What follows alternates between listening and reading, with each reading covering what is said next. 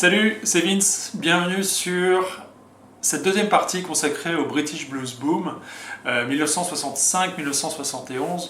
Je considère personnellement, effectivement, que c'est dans cet intervalle de temps qu'existe le British Blues Boom. Encore une fois, ça n'engage que moi. La dernière fois, j'avais emprunté la voie, le chemin, la généalogie, à la racine de laquelle se trouvait John Mayall, un des papas du British Blues Boom. Et puis, si vous vous souvenez bien, je vous le remets ici, eh bien, il y a un autre papa, une autre racine dans le British Blues Boom, c'est bien sûr Alexis Korner, qui lui aussi a eu sa nurserie de musiciens. Je l'ai déjà évoqué, Ginger Baker, Jack Bruce, Dick Extell-Smith, Hugh Flint, Graham Bond, bref, Robert Plant, j'en passe et des meilleurs, et même Brian Jones et Mick Jagger ont un petit peu gravité autour d'Alexis Korner à un moment ou à un autre. Alors, Alexis Korner, c'est un des grands prosélytes du blues afro-américain, sans aucun doute. Très tôt, plus tôt que John Mayall, ou pratiquement en même temps, il commence sa carrière à la fin des années 50 avec un harmoniciste, Cyril Davis, et ils vont fonder tous les deux, tout début des années 60, le Blues Incorporated, qui va exister jusque, disons, 1966 peut-être, avant que Alexis Korner ne fonde Free At Last, qui aura une durée de vie très éphémère. Et puis moi j'ai choisi, parce qu'encore une fois je suis tenu par les vinyles qui sont dans la discothèque, je n'ai pas de disque de vinyle du Blues Incorporated, et je vous propose deux albums, dont un album qui me paraît très important dans la carrière d'Alexis Korner, qui sort en 1968. Cet album, c'est A New Generation of Blues, avec cette superbe pochette de Hypnosis, j'ai déjà eu l'occasion de l'évoquer. Alexis Korner, il n'est pas... disons, il n'est pas l'esclave du Chicago Blues. Il a élargi très largement son horizon du point de vue du blues aux États-Unis, et c'est pourquoi il intègre très souvent une section de cuivre et des musiciens de jazz. Ici, là, vous avez un flûtiste qui est Ray Worley, et effectivement, plusieurs des titres, vous avez ce flûtiste qui intervient. Il a cette voix si particulière, hein, Alexis Korner, un petit peu rocailleuse. Il finira sa carrière à la BBC quand même, comme animateur d'émissions radio, etc. Tout en continuant à jouer bien sûr sur scène. Superbe album, voilà, à redécouvrir pour ceux qui ne le connaissent pas. Ici c'est chez Big Records, hein, donc sorti chez Big Records en 1968. Ici je pense que c'est l'édition française. Malheureusement le seul défaut c'est que rien n'est indiqué quant aux musiciens. Bref, il faut aller chercher ailleurs. Alors, un autre album plutôt, d'Alexis Korner. Il aime s'entourer de musiciens, je l'ai dit, et vivre des expériences nouvelles. Ici, il va être accompagné par un groupe en partie allemand, en partie danois, par le chanteur en tout cas, qui est Peter Thorup, qui est un chanteur de blues danois, au sein d'un groupe qui s'appelle Snape. Ici, c'est le premier album, 1971, le titre c'est The Accidental Band. Ce qui est intéressant avec cet album, indépendamment de la musique, hein, qui est vraiment excellente, c'est qu'il a été édité sur le label Brain, label allemand, pour lequel on signait énormément de groupes de krautrock, dont j'ai déjà parlé, Guru Guru par exemple. Bref, super. Ils vont faire, je crois qu'il y a 2 albums live, au moins, après celui-ci, de Snape, celui-ci 1971. Tout à l'heure, j'ai parlé de Robert Plant, bien sûr, un des fondateurs avec Jimmy Page, John Bonham et John Paul Jones de Led Zeppelin. Robert Plant va jouer en concert avec Alexis Korner plusieurs fois. Il existe au moins 2 enregistrements studio où la voix de Robert Plant peut être entendue. On a l'occasion, bien sûr, d'évoquer Led Zeppelin, qui est un groupe qui est particulièrement cher à mon cœur et à mes oreilles. Le premier album de Led Zeppelin, hein, soi-disant fondateur du hard rock, moi je pense que Led Zeppelin n'a fondé qu'une seule chose, c'est Led Zeppelin, un point c'est tout dans l'histoire du rock. Le lien avec le blues ici est évident, avec des titres I Can't Pretty Babe ou You Shook Me, et puis le fameux Dazed and Confused. Donc les deux premiers composés par Willie Dixon, bien sûr, et puis Dazed and Confused, signé Page sur cet album, donc édité en 1969 sur Atlantic Records, qui en fait a été composé par un certain Jake Holmes, ce qui entraînera Led Zeppelin dans plusieurs procès. Et aujourd'hui, en principe, je ne suis pas allé vérifier, le Dazed and Confused est co-signé par Page et Holmes. Bref, peu importe. Dazed and Confused, un des grands moments, je pense, de blues, hard rock, de hard blues rock, peu importe. Incontournable. Continuons l'affiliation avec Alexis Corner. J'ai parlé de Dick Extad Smith, le saxophoniste. Effectivement, il y a des groupes du British Blues Boom qui vont avoir une section de cuivre, bien sûr, qui sera permanente. Donc, d'où le lien avec Alexis Corner. Pas uniquement Dick Extad Smith, le saxophoniste qui aura joué ensuite, hein, souvenez-vous, avec John Mayall pour l'album en particulier, pas uniquement, hein, puisqu'il apparaît sur Crusade aussi, Bear Wires. Ce groupe, c'est Colosseum.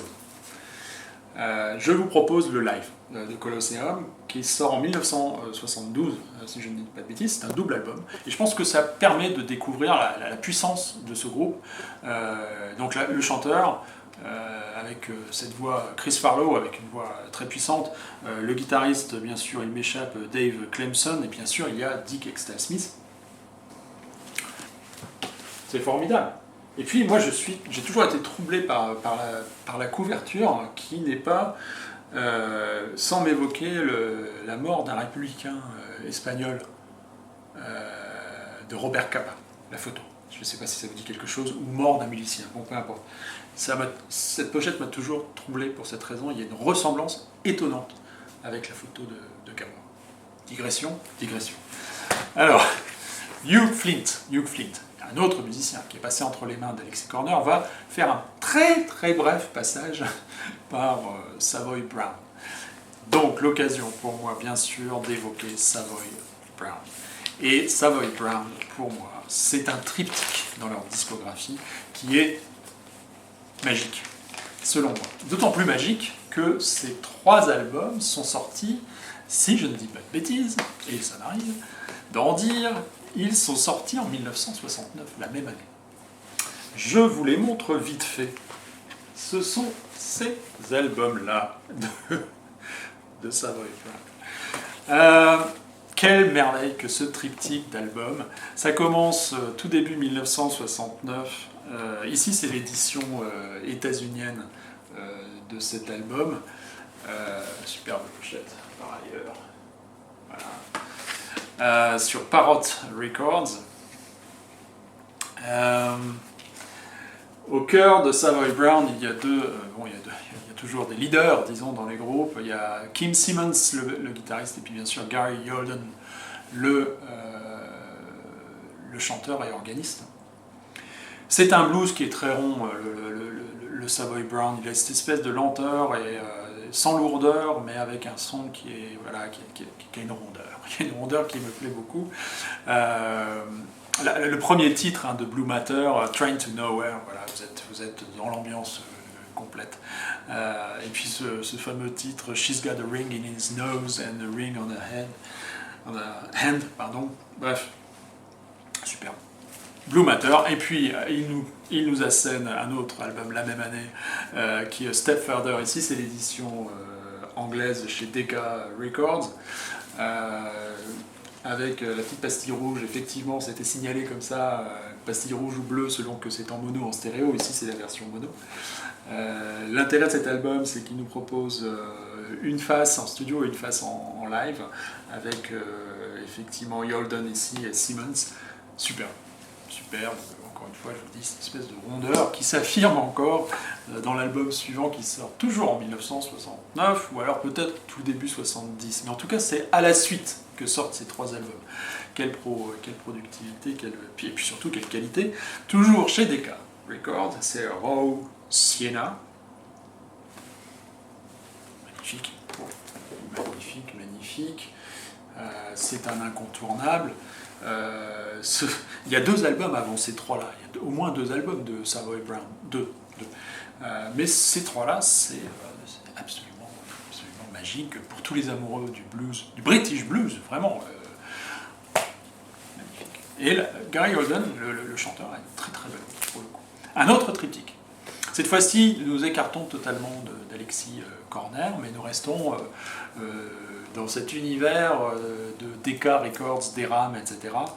Avec un groupe qui, pour le coup, lui, il a été produit par Mike Vernon. D'ailleurs, comme les premiers albums de Savoy Brown, hein, rappelez-vous, Mike Vernon, je vous en ai parlé, il a fondé le label Blue Horizon. Ce triptyque, bah oui, encore un triptyque, ce sont les 3 premiers albums, et oui, de ce groupe. Je pense que ce sont les 3 albums que nous pouvons lier sans aucun problème avec le British Blues Boom. Après, ils vont faire du rock, du bon rock, mais du rock. Voilà le triptyque en question pour moi. Le groupe, c'est le groupe d'Alvin Lee, de Rick Lee, Chick Churchill et Leo Lyons. C'est le Ten Years After, bien entendu. Premier album 1967, absolument superbe, avec une reprise imparable de Spoonful qui n'a rien à envier à celle des Crimes de Willie Dixon, absolument superbe. Et puis, ce que j'apprécie beaucoup chez Alvin Lee, le guitariste, bon, voilà, moi je ne suis pas un guitariste à 6 cordes, donc je trouve qu'il joue très très bien et rapidement en tout cas. C'est son côté jazzy. Et que beaucoup de guitaristes, à part peut-être Jeff Beck, que beaucoup de guitaristes dans le British Blues Boom n'ont pas. Et lui, il a vraiment ce côté jazzy dans ses solis, en particulier sur les titres les plus courts, comme I Want to Know, par exemple, sur cet album. C'est une pure merveille et qui se termine avec vraiment le Help Me. Voilà. Le deuxième, sort en 68, je crois, c'est Undead, chez Deram, Decca, Deram, bon. C'était l'édition française que je vous présentais juste avant, ici, pareil, c'est l'édition française. C'était celle de mon papa, je ne sais pas pourquoi il mettait du scotch noir comme ça sur la... Bon, peu importe. L'illustration de ce côté jazzy, il va très très bien sur le premier titre, I May Be Wrong, But I Won't Be Wrong Always. Splendide. Ils reprennent aussi Summertime, de Gershwin, et puis bien sûr c'est l'album sur lequel vous allez trouver la version studio de I'm Going Home, bien sûr. Et le troisième, 1968, toujours je crois, hein, je n'ai pas de grande certitude, c'est Stonehenge, superbe pochette, effectivement avec ce fameux voilà, Hear Me Calling, I'm Going to Try, enfin bref, superbe. Et toujours sur des titres assez courts, ces solis d'Alvin Lee, très très jazzy, accompagnés en cela par Chick Churchill, l'organiste. Je vous ai dit, le British Blues Boom, ce sont, dans la filiation Alexis Corner, ce sont des groupes qui vont avoir une section cuivre, de cuivre. Alors, j'ai hésité, vous allez me dire, il n'y a pas de section de cuivre. En effet, j'ai hésité à évoquer le premier album de Jethro Tull, donc Jethro Tull, si vous voulez. Effectivement, il est à part dans la discographie du groupe, et puis après l'avoir écouté, je le connais bien, mais bon, après l'avoir écouté, je me dis, bon, il y a peut-être 1 ou 2 titres qui sont très très proches dans le style British Blues Boom, mais à part ça, bon. Par contre, au sein de la première mouture de Jethro Tull, il y a Mick Abrams, guitariste qui va quitter le groupe très vite et qui va aller fonder ce groupe, qui sort son premier album en 1969, qui est Bloodwind Pig. Alors là, il y a une section de cuivre, enfin il y a en tout cas un saxophoniste, voilà, et qui est omniprésent hein, pratiquement sur la plupart des titres. Head Rings Out, sorti en 1969, je l'ai déjà dit, sur Island Records. Donc là, c'est l'édition anglaise, je pense. Super album. Franchement, ils ont plusieurs albums à leur actif. Les 2 premiers, c'est avec Mick Abrahams, qui va avoir une carrière solo. Il va quitter le groupe très très vite, hein, Mick Abrahams, et pour avoir ses 2 premiers albums solo sont vraiment bien. Il a eu une carrière jusque dans les années 90, il me semble, que je ne connais pas. Donc je ne vais pas en parler, je connais ses 2 premiers albums solo après Blood Moon Pink, c'est tout. Premier, je vous l'ai dit. Oui, intéressant. Autre groupe, autre figure centrale, et qui, pour le coup, cet album, c'est pourquoi je l'ai choisi, sur lequel cette figure centrale se décentre un peu, dirons-nous. C'est John Dummer. Effectivement, c'est un personnage important dans le British Blues Boom. Il a fondé le John Dummer Band, etc. Et puis il aura une carrière très longue. Donc c'est un batteur, John Dummer, mais ici, c'est un album de 1971, il me semble. C'est John Dummer's Famous Music Band, 9x9, et je vous dis, il s'efface au profit d'un violoniste qui est Nicky Potter. Et Nicky Potter, Potter SoundCloud, non, Nicky Pickett, pardon, donc violoniste. On est un petit peu, si vous regardez bien, je ne sais pas si vous connaissez la série des Peaky Blinders, on est un petit peu dans l'ambiance gitan, avec le cheval omniprésent, les tatouages, superbe pochette et surtout superbe album. Indépendamment de leur petit succès qui a été 9x9, Lady Luck par exemple, voilà, premier titre, superbe. Tous les titres sont vraiment très intéressants, quasiment tous composés par Nicky j'allais encore dire Potter, Pickett, chez Fontana. Magnifique. Alors, un groupe qui est extrêmement important. Pourquoi parce que très tôt, il va accompagner des musiciens dans leur tournée en Europe, des musiciens de blues noirs américains, dont Jimmy Reed, par exemple, Champion Jack Dupree, et puis ils vont aussi eh bien, être le groupe qui accompagne en studio John Lee Hooker sur un des albums. Le titre m'échappe, je l'avais noté quelque part, mais alors là, oublié, je ne sais plus où c'est. Bon, bref, peu importe. Je sais que cet album a changé de nom pour un peu signaler la présence de ce groupe anglais, qui est les Groundhogs, et je crois que c'est John Lee Hooker and the Hogs.